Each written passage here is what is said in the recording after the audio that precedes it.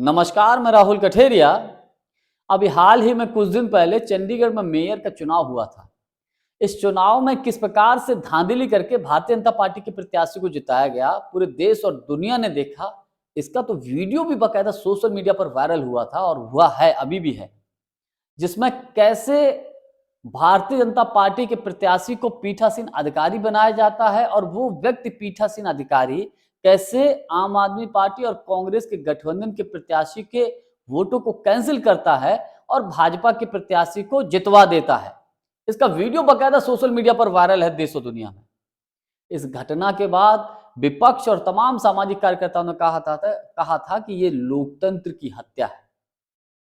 और ऐसी कई घटनाएं देश में आज तक हुई हैं जिसमें सीधा सीधा मैसेज आता है कि साहब लोकतंत्र की हत्या हो रही है। लेकिन पहली दफा हमारे देश के सुप्रीम कोर्ट ने यह स्वीकार किया है कि चंडीगढ़ में जो घटना हुई मेयर के चुनाव में, ये एक लोकतंत्र की हत्या थी।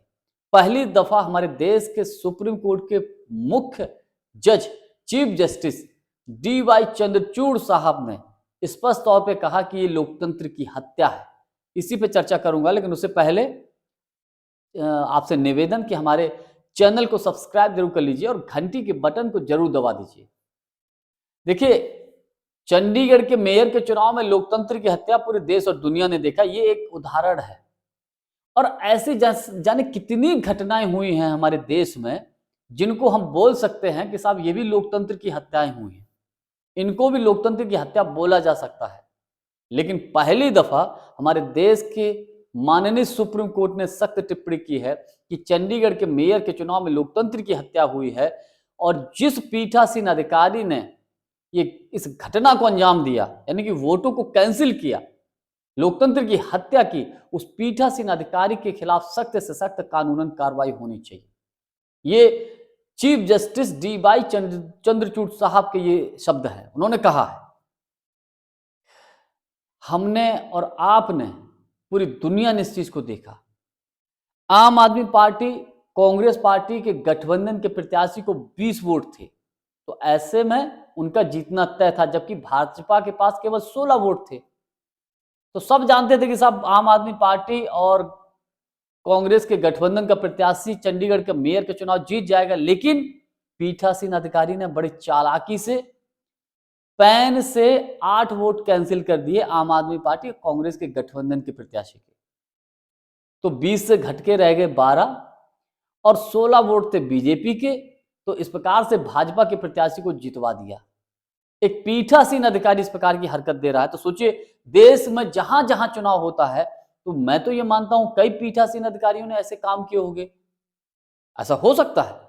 लेकिन ये चीज चूंकि इसका वाकया पूरा वीडियो में रिकॉर्ड हो गया, तो हो हल्ला मच गया।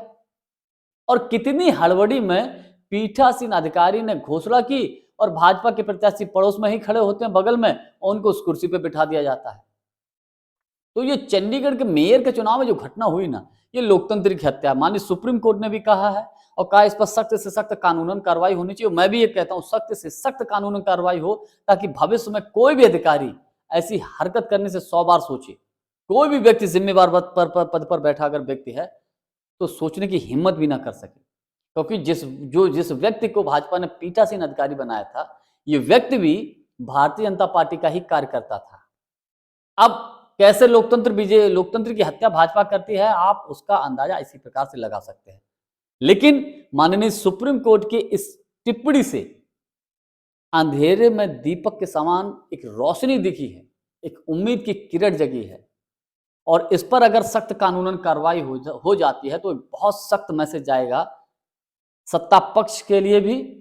और उम्मीद ये करते हैं कि इसके साथ साथ माननीय सुप्रीम कोर्ट EVM को लेकर भी सुनवाई करे।